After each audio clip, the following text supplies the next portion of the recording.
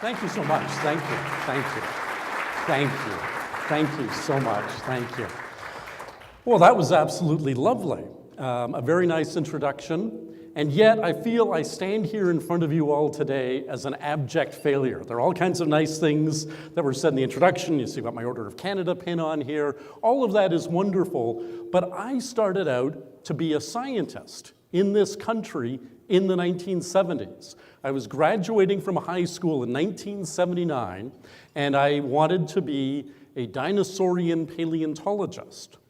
And my father taught economics at the University of Toronto, and he said, whatever you want to do a little research, find out what the job opportunities are before you invest, because if you're going to become a scientist, you're talking 10 years, get your PhD, you're going to invest a lot of time. So I started looking around, and at that time, 1979, there were precisely 3 dinosaurian paleontologists in Canada. There were only 24 full-timers in the entire world. And so what I thought was a crazy dream, which was being an internationally successful science fiction writer, actually based in Toronto, based in Canada, actually turned out to be more practicable as a career choice than choosing science in this country in the 1970s. We've come an awfully long way since, but I want to remind us as we set the stage here of how far indeed we've come and how important CFI has been in getting us to where we are today. I just had an email this morning from a great friend of mine, Philip J. Curry. Some of you will know the name. He is the Canada Research Chair in Dinosaur Paleobiology at the University of Edmonton. And the funny thing about Phil is that when he was growing up, he wanted to be a science fiction writer. When I was growing up, I wanted to be a dinosaur paleontologist, and the timelines flipped somewhere in some quantum computing facility that CFI must have funded. They flipped, and we ended up in the wrong timelines. That email this morning from Phil, and it's right there in his SIG, the first line signature, Canada Research Chair in Dinosaur Paleobiology.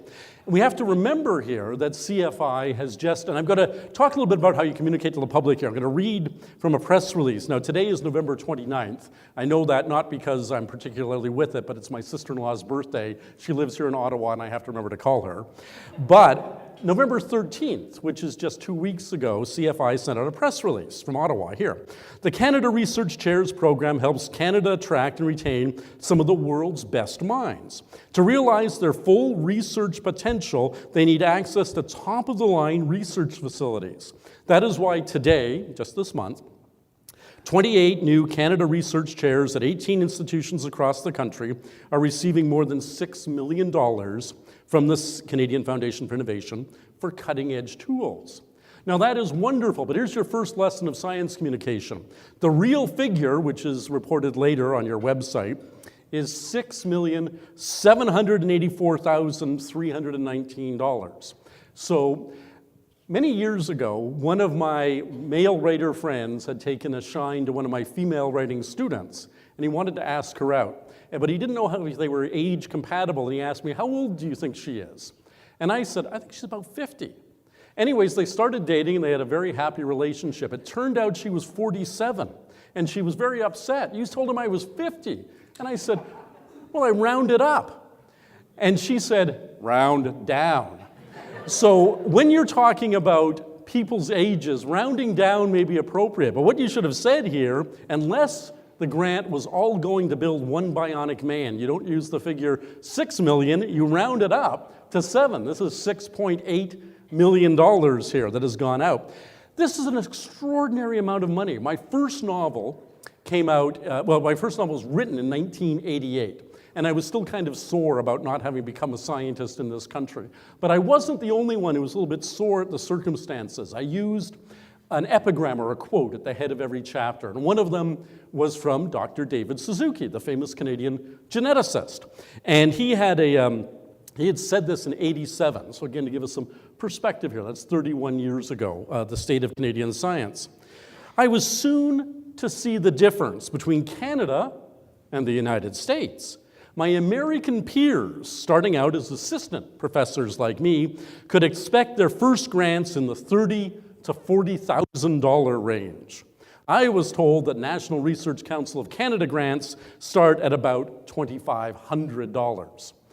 So there's no question that at the time I was thinking of becoming a scientist, and indeed in the early days of science in this country, we were undervaluing it. We didn't have a lot of people who were making full-time careers in science. We were underfunding our institutions. We weren't appreciative of the great intellectual base we were producing here in Canada.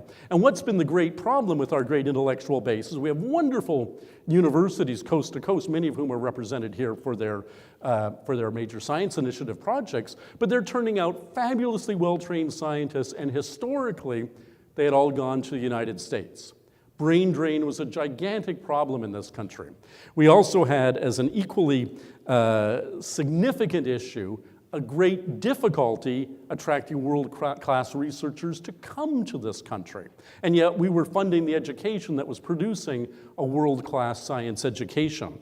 I think it's very important that we continue to recognize that, and of course you all are on the same page with me here, that the investments by our governments into our leading science institutions coast to coast is part not just of giving us world-class science institutions, but retaining the best and brightest minds in this country. We have a wonderfully open doors policy. We want people to come here, and we want them to stay and give back to the community.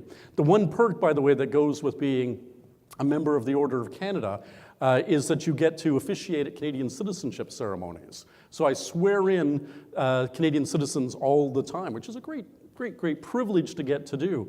And many of them, of course, are coming here because they see a brighter future here than wherever they came from. And in many cases, we certainly welcome refugees all the time. We welcome people from third world countries all the time. But we're welcoming people all the time from Australia. We're welcoming people all the time from the United States. We're welcoming people all the time from Great Britain, from the European Union. And they're coming here because we have such bright light here in this country for science and technology. Yet in that novel where I quoted Suzuki, I had one of my characters quip, well, you know why Canadians have an inferiority complex? Again, this is 1988. We're the only country on earth that routinely has to lay off our astronauts, which we used to have to do, right? Well, you know, you never got to go up, right? You trained, you never got to go up. We don't have any money for you anymore. Times change, though, and I've been privileged as a science fiction writer to watch those changes. In 2002, a novel of mine came out called Hominids, which is set in large part at what was then called the Sudbury Neutrino Observatory and is now, because it's widened its mandate, SNOLAB. And I remember very vividly calling up Art MacDonald. I don't think Art is here, is he? See, you win a Nobel, you don't come to meetings anymore. But back in the day, Art not only came to meetings, he would answer his own phone. So I called up and I said, you know, I want to write a novel set. And he said, man, we had a mystery writer come here. We weren't really happy with what they did. I don't know. And he said, what do you want to do? And I said, well, in the first chapter, I want to destroy the neutrino detector. And he said, you know how you could do that? And he and I actually used his scenario. So he immediately got engaged. And I loved the fact that when I was writing this novel, I was looking for a facility that was world-class science facility. And unlike when I started writing in the late 80s, by the early 2000s, I could look around and have my pick of them to write and set novels at. But I started with the Sudbury Neutrino Observatory it was such a world-class institution. Of course, what they were looking for was neutrino oscillations. We were looking for a solution to the solar neutrino problem, which of course led to Art's Nobel Prize in Physics, which is a spectacular thing. But if I'd been born a decade later, I don't think I would have had that moment of doubt about pursuing a career in Canadian science and technology. It's a wonderful, amazing facility. If you get the chance to go down, have a look. I learned from one of the fact sheets here, by the way, that the Sudbury Neutrino Observatory, SNOLAB, has the world's deepest flush toilets in the world. And I felt bad because you have to go down for 4 hours. That's the only thing. So I held it. I didn't know. I should have used the toilet because then I would have been part of that record, right? I would have said, oh, wow, it's like going to the Louvre and not seeing the Mona Lisa, right? You're missing out on the whole point of the trip in some ways. I think before that, it's how we invented fracking in this country, before they had the flush toilets, I'm not sure. But it was a wonderful opportunity to visit this facility, and I realized that the response to this worldwide was nobody said, this couldn't happen in Canada. Not a single, you mentioned 15 languages, I'm actually up to 20 languages now, published all over the world. I've never had a non-Canadian say, well, that could never happen in Canada, these cutting-edge science things that I write about.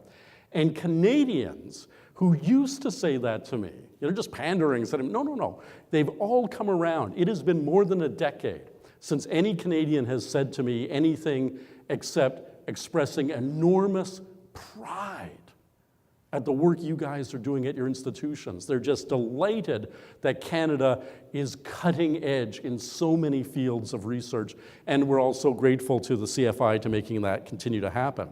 So when I did my 23rd novel, which was set at the Canadian Light Source, Canada's national synchrotron research facility in Saskatoon, it was such a natural to set it there. I had previously set a novel a decade earlier, 15 years earlier at CERN, the European Center for Particle Physics.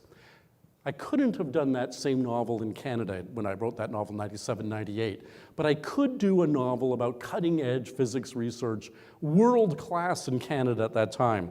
And I have one of my characters, I'll just read you a paragraph from the novel. Kayla and I made it to the Canadian Light Source a little after 9 a.m. I was amused to note that its street address on the University of Saskatchewan campus was, what is it? 44 Innovation Boulevard. I suspect the other occupants of that street were hard-pressed to match the sort of things Kayla described as she gave me a tour. A synchrotron, she said as we walked along, is an amazingly versatile tool. It's the Swiss Army knife of particle accelerators.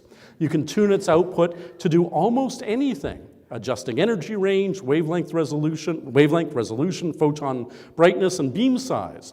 The researchers here do work in fundamental physics, archaeology, geology, botany, new fuel sources, material science, you name it. It's incredible how much world-class first-rate science is going on here, and that purpose-built machines, in a way that the synchrotron was, and the way that SNOLAB was, expand their mandate as time goes on. Who would have thought when they were building the synchrotron, that one of its key areas of research would be archaeology, right? But that turns out to be a lot of archaeological research is done there. So incredible, once you have the infrastructure in place, what can be accomplished. When I was starting out as a younger writer and I wanted to spotlight Canadian science, it was difficult. We had gone, in 1994, Bertram Brockhouse won the Nobel Prize in Physics. And then there was a drought, 15 years before there was another Canadian Science Nobel. Now yes, there were 2 economics Nobels, but as everybody knows, economics is the dismal science. It's, my father is an economist, as I think I mentioned, and I say of him, he likes to say he's a social scientist. I think he's an asocial scientist because he's really not all that friendly a guy. But in terms of hard science, we went 15 years. We had kind of a drought there. But then we had the 2009 Nobel in Physics and the 2011 Nobel in Physiology or Medicine both went to Canadian trained researchers, who we'd lost a bit of on the brain drain. Then the 2015, of course, to Art MacDonald at SNOLAB, and the 2018 to Donna Strickland. That's 4 Canadian Nobelists in hard science this decade alone. This is night and day difference from the 1970s. We punch above our weight as a country here. Now, I mentioned rounding numbers, right?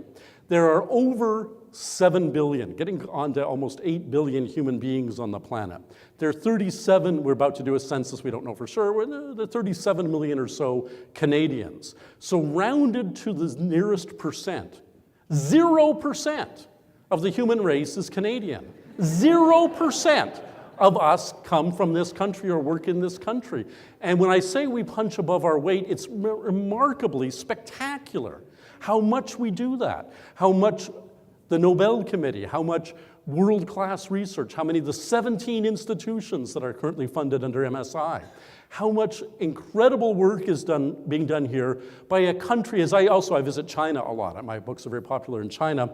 So I say to them, we are in the margin of error of the Chinese census. Our 35 million is in the margin of error of their 1.2 billion census figure. We literally don't exist, and yet we're changing the world. It is absolutely spectacular. I do want to talk to you a little bit about how you get that news out to people, though, because we're very fortunate right now to have a government that is pro-science. We have, as was mentioned at lunch, we have a Minister of Science who has a PhD. We have a Minister of Transportation who is an astronaut and also has a PhD for that matter. We have a very intellectually alert, aware, and supportive government right now. Governments come and go. We have to make sure that for other sorts of governments that will exist during the lifetime of these institutions, that we're also showing that the public supports what's being done. Governments are populist, not in the sense that Donald Trump has made that term tainted these days, but they respond to the will of the people. And if the people say, yes, I take pride in Canadian science and Canadian technology, and when we win an award, and when we make a discovery, and when I read in the Globe and Mail that they're reporting something that happened at the University of Saskatchewan or the University of Waterloo and not at Harvard or Yale, I'm proud, my heart sings with pride. We have to make sure people know that. One of the problems, I've got to say, with science reporting in general is it doesn't follow the mode of any other kind of reporting. You do sports journalism, and you don't start over at square one at everything you write. You realize that the people who are interested in sports know the rules of football, and you don't stop to explain what a touchdown is, or why third down is important, or the quarterback's job. You get to the story. Sports never buries the lead, as they call it in journalism. It's I was sitting in a bar. I know there was a big sports event. Some of you here in Ottawa were probably watching last weekend your Red Blacks. Oh yeah, you lost, right? But, all right, so, but I was aware of it, right? But that's the lead story. Calgary wins the Grey Cup. Not, let me tell you about the basic fundamentals before you get to it. So the same thing is true of business journalism. You turn to the business page of the paper, and they don't start off by saying, well, you know, stock dividends are the amount of money that a stock pays to its shareholders on an annual or quarterly basis, reflective of, because, man, we had a killer year this year at this, or Apple just tumbled, or GM just tumbled, obviously, right, in the news. So I beseech you, the difference between so many science communicators and journalists or communicators in other areas is science communicators tend to be professorial. And they always think, let's start with 101. And by the time you get to the excitement, you've lost both the interested party, you didn't want just a general lecture, the uninterested party, I'm sorry, and the interested party too. Lead, don't bury your lead. Get in there with your story. And people today, people say, well, people don't understand science. In fact, the most popular TV shows on right now, even outnumbering lawyer shows, are medical science shows, hospital dramas, all of the CSI shows. People do not, despite what everybody is told in science communication, they do not quail, fold up, and disappear if you use a technical term. They just get past it, and they keep reading for the exciting bits. So please remember that your number one job is not to communicate the basics. People can understand the basics, and with Cosmos, for God's sakes, on Fox, of all places, right? Fox Network is showing Cosmos in prime time to the basest demographic of Americans. And people love it, and it's a hit, right? You don't have to start at square one. I beseech you to do as much as you can to excite as soon as you can. Of course, another way to engage, and the place that's doing the best job of this, I think, in Canada currently, is the Perimeter Institute for Theoretical Physics in Waterloo. Public lectures. Public lectures. There are enormously big audiences who are going to TED events, to Idea City in Toronto, who want to hear scientists talk. They want to hear them talk in exciting terms about cutting-edge research. And when that is done well, the engagement from the community is enormous. One of the things CLS does enormously well is public tours, right? Get people into your facility. Let them see, even if all they take away from it is that there are good jobs in my community, that's a plus. If they take away that we're changing the world in my community, that's even better. But let them see that it's not a black box, that Canadian science isn't hidden from them. They're the taxpayers. They're the ones who ultimately convince the government. You know, I talked about our current government, and we will remember 2 years ago, Justin Trudeau was at the Institute for Quantum Computing in Waterloo and was asked to explain quantum computing. And here's what he said. So he didn't get it quite right. But you know, it's like the dancing elephant. It's not a miracle that it dances so well, it's that it dances at all. When you have a leader of a government who can even begin to grapple with cutting-edge science, you are in a better position than almost any other country on the planet, and you are diametrically opposed in terms of being blessed in this way to our neighbor to the south. Not just in the current administration, but even in many previous administrations. We have a government that is engaging with us. That's why you're all here today in the Capitol. Trudeau said, in a regular computer, a bit is either a 1 or a 0, either on or off. A quantum state can be much more complex than that because as we know, things can be both particle and wave at the same time. He's not quite sure what he's talking about. And the uncertainty around quantum states allows us to encode more information to a much smaller computer. It's in the ballpark. It's in the ballpark. He was listening, he was there, and he was engaged. And you've got to make sure whoever succeeds him, whatever party comes to power, I'm not partisan here, whatever party comes to power, you've got to make sure that they continue to recognize the value, economic value of your research, jobs value of your research, and yes, keeping the best and brightest in Canada, power of your research. Roseanne, who very kindly introduced me, had a nice piece in the Hill Times last month, because so much of what is written in science and technology communication, and certainly in my field of science fiction, an awful lot of it is alarmist. And she said, I think very reasonably, in fact, reasonable is her first word, as reasonable people, we need to look at how the rewards of artificial intelligence could outweigh the risks. If we create machines that use AI, we still operate the controls. If we can imagine ethical dilemmas and their solutions, we can program machines to act accordingly. If the machines make mistakes, they are the very errors we ourselves have made. And certainly there are any number of cutting-edge fields in science and technology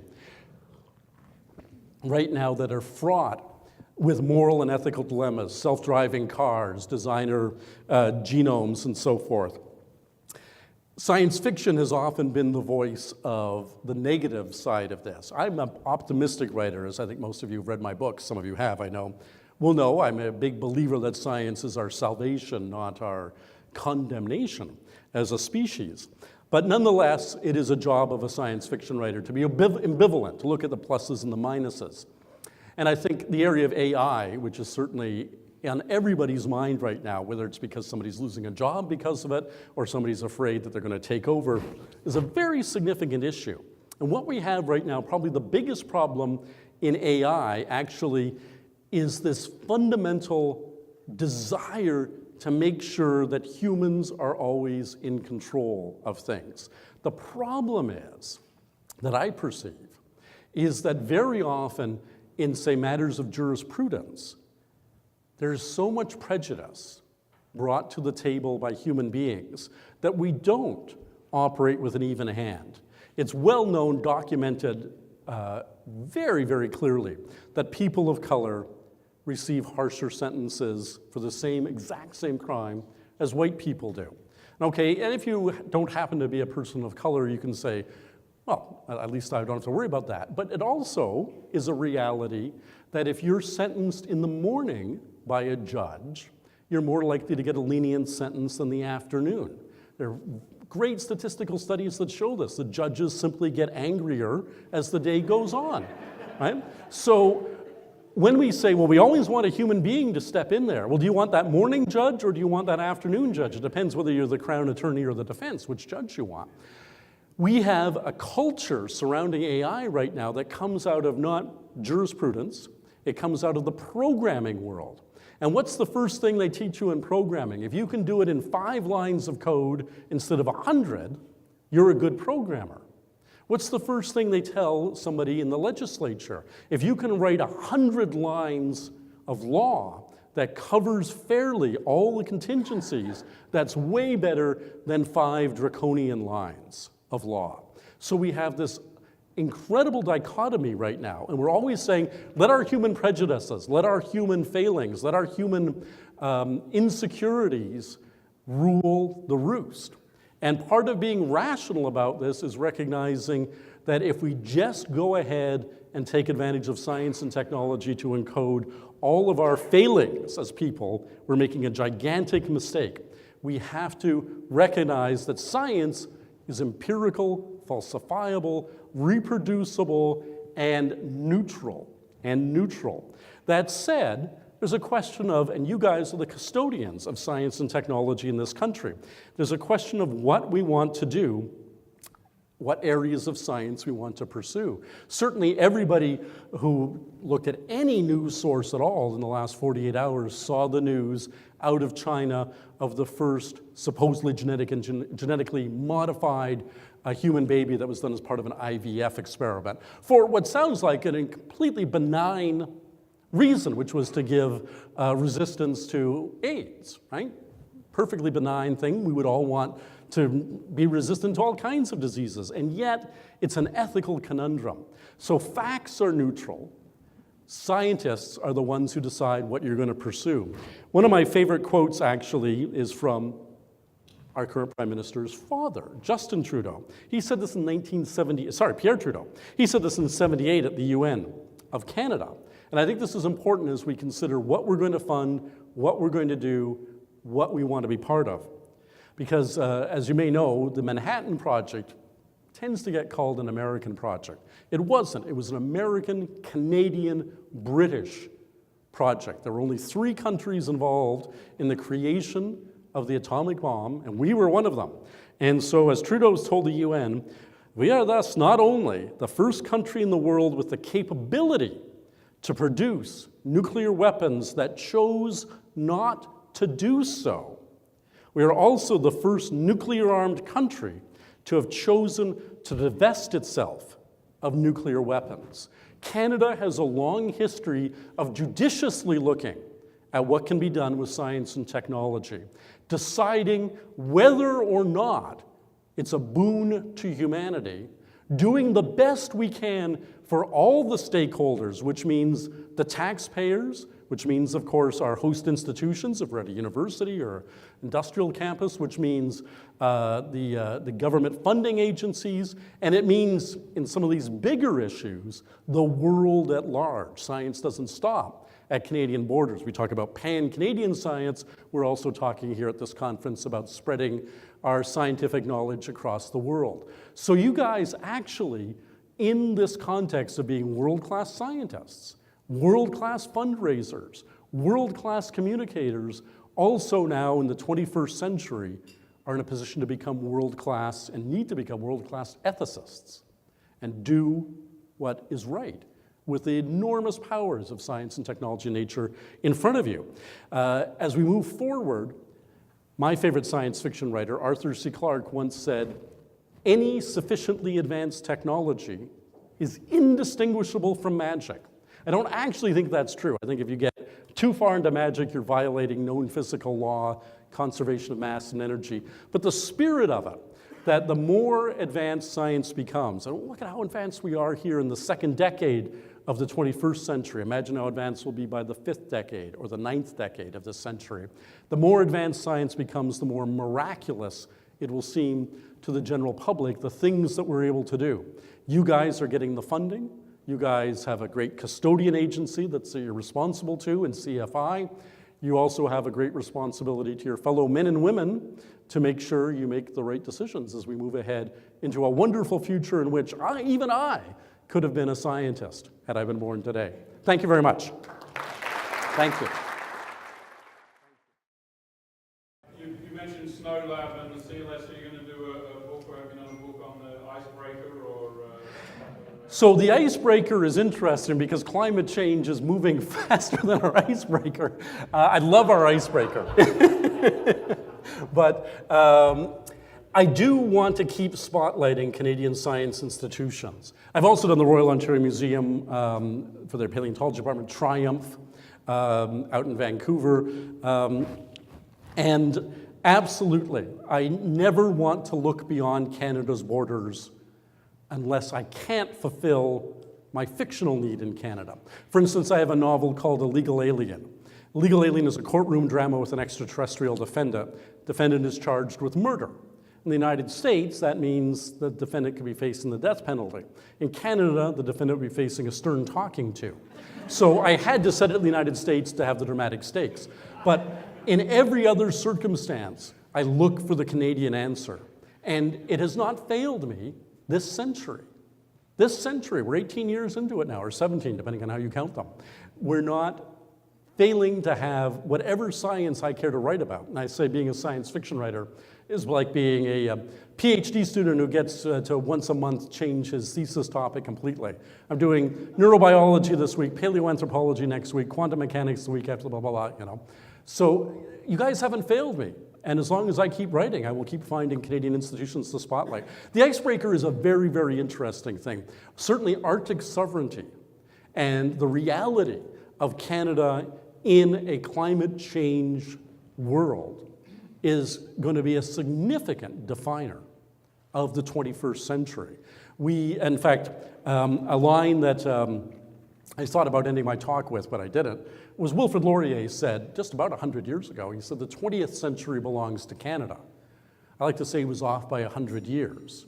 We are going to absolutely be doing, we already are, the forerunners with our Aurora research, with our Icebreaker research, the forerunners worldwide in Arctic research. We do real effort to make our three territories a significant part of the Canadian conversation and the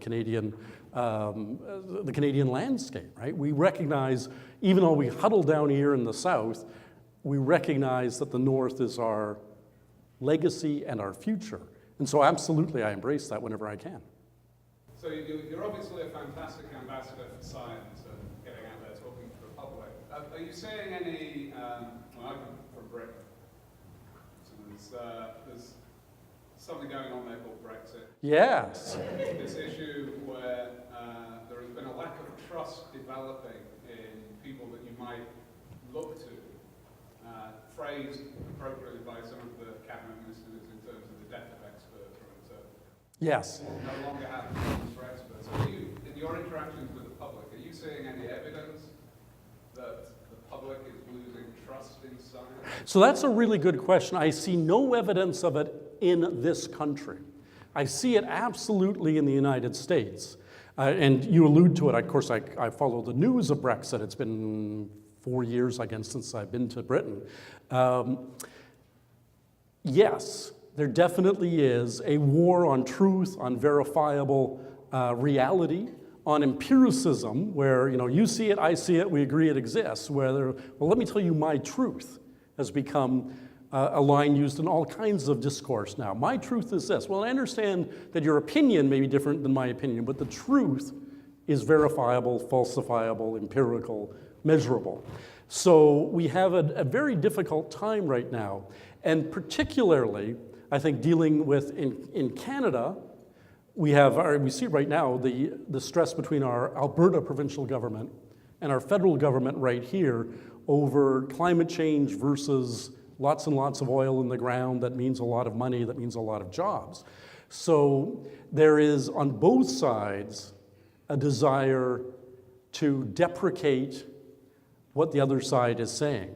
For Ottawa to say to Rachel Notley, it isn't that many jobs, we can retrain, there are other things people can do. And for Rachel Notley to say, that climate change, we're not 100% sure about that, but we know that people are going to be hungry on Christmas Day if we don't get back into full production, right?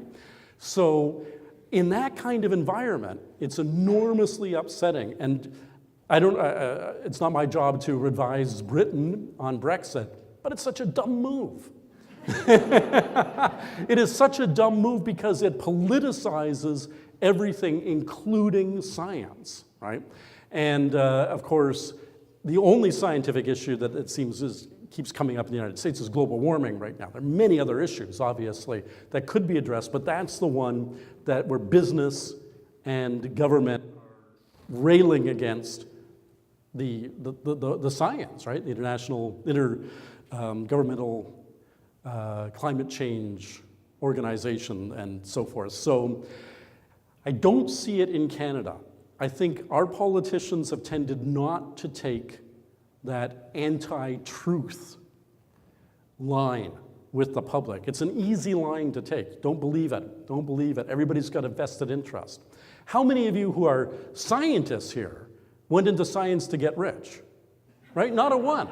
Right? You went into it because you had a passion for knowledge, a passion for learning. There are people who go to in business. My father, for years, ran the business school at the University of Toronto. Go into business to get rich.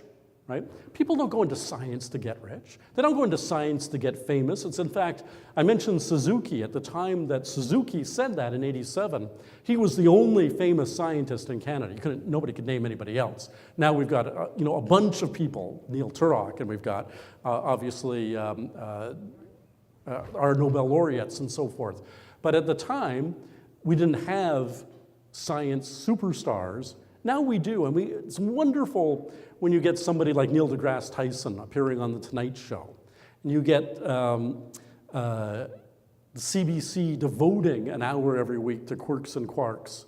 You get so many of the ideas programs on CBC radio being about science. Our public in Canada, I think, really recognizes this. And I'm going to say there are two reasons for it. One is, they're both historic in a way.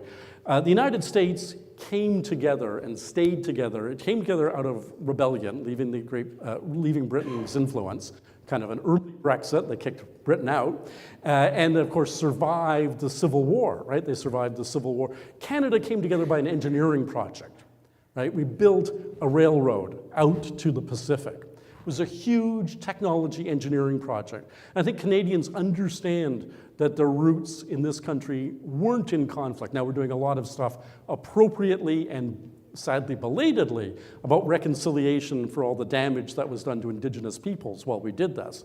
But that said, it was not intended as belligerent. We also have a climate where every Canadian knows you will die if it is not for science and technology. Right? You will die in this environment. This environment will kill you. There are a lot of people who live in the southern United States who don't have to face that reality, that if they don't have electric heat, if they don't have all of the things that science has given them, so they can say, yeah, what's science ever done for me? Well, they put a toilet 2 kilometers underground at the Sudbury Neutrino. That's what it did for you, right? Wherever you want to go in Canada, you can go in Canada. So, there you go. Anybody else? I know I think I'm running out of my time. Got made time for one more, and I'll try to be briefer in my response. Go ahead. I just wanted to ask you about your comment of the science journalism. You need to define everything up front. As a geneticist, I'm constantly asked to define DNA, which drives me crazy. Actually not. But who's asking you to define it? The journalists, the writers. Yeah, they're useless. My question is this a Canadian phenomenon or international? Why did they come about? I agree with you. So that's interesting because nobody who has gone through our public school system should not know what deoxyribonucleic acid is and how the 4 base pairs code genetic information, all of that, right? So when they ask you what DNA is, say, that's not the story. You take control of the interview. The story is not what DNA is. The story is that we've identified something in DNA that is a marker for something or indicates a possible cure for a disease. Don't get bogged down in that, right?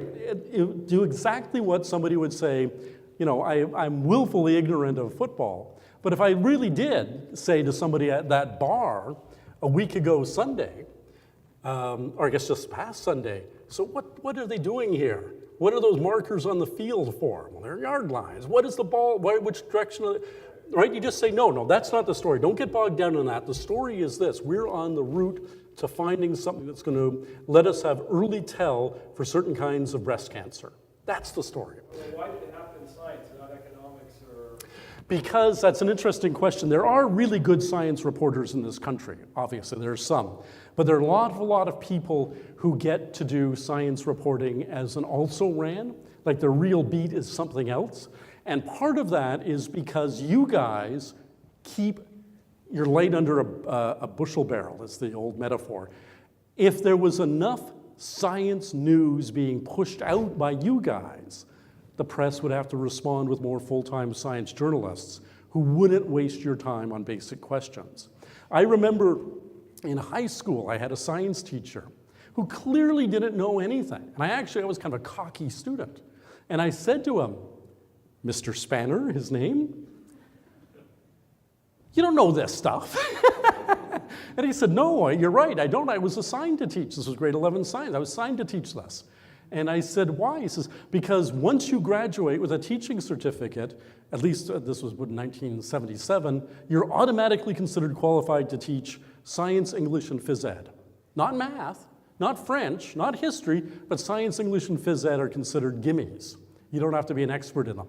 And that's the same ethos that's in a lot of our journalism in this country. Well, who's free? You go and look at that thing that's happening at whatever institution you want to name, and they come back and they don't know. So you have to be directing. Most interviewers who ask stupid questions, they're really just afraid to say, I don't know what the story is here, please tell me, right? So tell them the story. Tell them, okay, DNA, that's the code of life, one sentence. In that code of life, we found a marker that may let us save down the road 10,000 Canadian lives a year if we get to continue with this research. But we're facing a crisis here because our funding may be cut off. That's the story, right? Direct the engagement with the journalist if the journalist isn't an expert.